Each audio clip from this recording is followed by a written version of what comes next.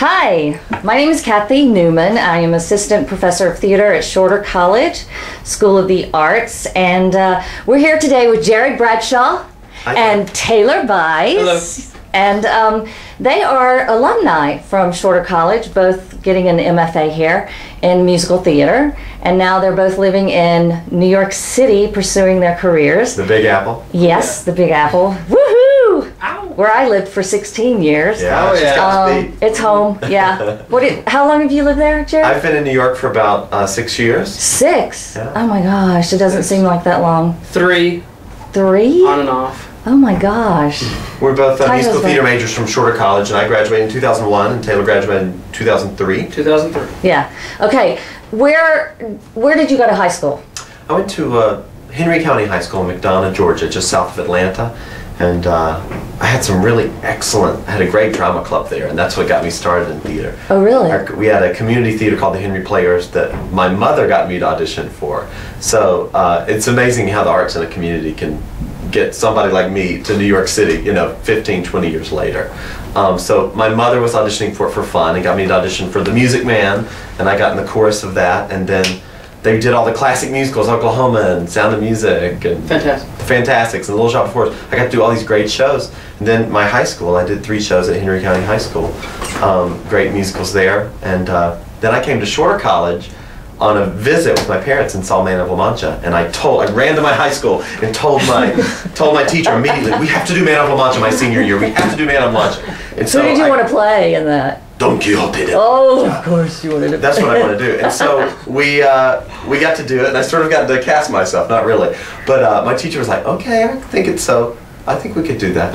And it was so much fun. It was great. And Taylor's from Carrollton. Yeah, I went to Carrollton High School in Carrollton, Georgia. On the west side of Georgia. Yeah, about 50 miles west of Atlanta. And I was very fortunate. My grandfather was he was a speech and drama teacher, but he also did kind of like earlier, kind of like some vaudeville stuff on like little vaudeville circuit. And I have 3 sisters, and all 4 of us are in the business.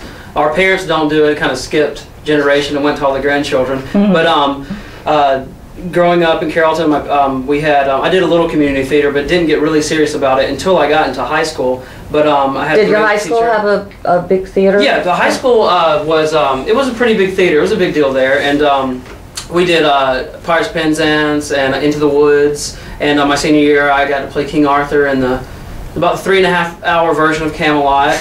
So that was a lot of fun, and I actually came to Shorter also because I saw this guy, and a funny thing happened on the way to the forum that Kathy had a lot to do with, and that made me, I said right then and there, I was like, I have to come to this school, it's great. And I had some great roles here, and I got to do my dream role, which was Jekyll and Hyde, my senior year, which Jared has also played too, and so it was great. I didn't know that. Where'd you play Jekyll and Hyde? In Charlotte, North Carolina. Oh, and something very cool about that. Was that after school? After college? It was during college. Oh, okay. Or I just graduated. I was 22, so yeah, I just graduated. Okay. And the coolest story about that, I had met Frank Wildhorn and told him, who wrote the score for the Broadway musical Jekyll and Hyde. I met him after a concert in Atlanta and told him I had played Jekyll and Hyde, and he said, well, how old are you? And I said, I'm 22. I'm 23. I did it last year when I was 22.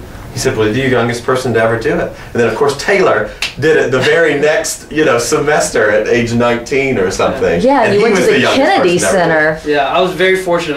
We did, the American College Theater Festival came, and they kind of judged the show and give you a rating. And we got a very high rating, and we were lucky enough to get recognized, and we got to go to the regional competition in Savannah, Georgia, which is great.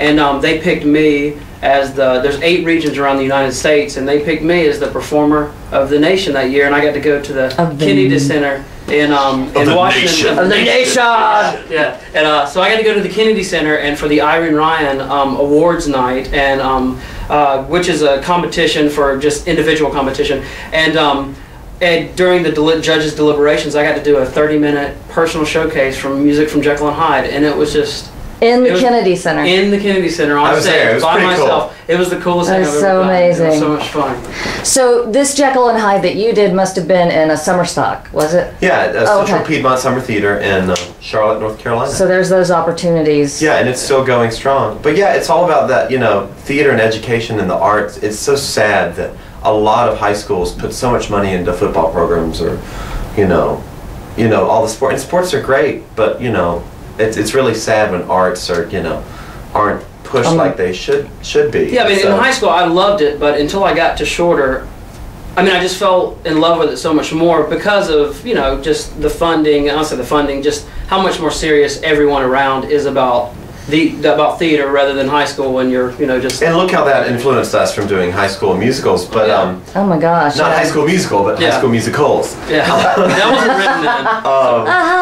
Yeah, but talk about your transition from college into New York City and what that was like. Like, well, how did you get there?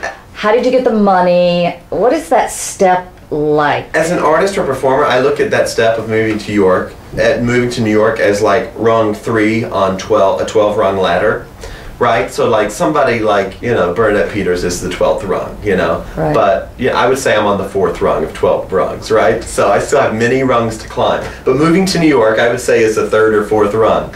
And it was a whole nother world to break into. Oh yeah. And luckily, right out of college, getting a BFA in musical theater, it's like a degree in musical theater is worthless, but the training is priceless, right? So like everything you learn getting that degree is so useful. The piece of paper means nothing. It doesn't get you a job to sing and dance.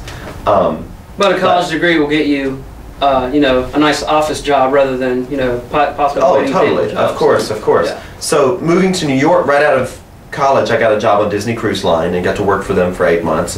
And the cool thing about Disney, they'll let you work for them forever. I mean, they will employ you. If you want to work for them, they have so many job opportunities in Florida or Tokyo or all their parks. What was that like, being on a ship? Well, when I visited for a weekend, it was great. So. Oh, really? Well, it was heaven for a month. And, then the other 7 months, you're like, I don't want to see the beach. I don't want to see tourists. I don't want to see food. I want to see my girlfriend and I want to see my family. And I got to see them at Christmas, and that was it. And of course, they had to pay to come see me at Christmas on the ship.